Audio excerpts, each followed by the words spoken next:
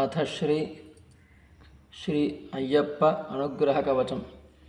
ॐ देव्युवाच भगवन् देवदेवेश सर्वज्ञत्रिपुरान्तक प्राप्ते कलियुगे घोरे महाभूतैः समावृते महाव्याधिमहाव्याल घोरराजैः समावृते दुःस्वप्नशोकसन्तापैः दुर्विनीतैः समावृते स्वधर्मविरते मार्गे प्रवृत्ते हृदि सर्वदा तेषां सिद्धिं च मुक्तिं च त्वं मे ब्रूहि वृषध्वज।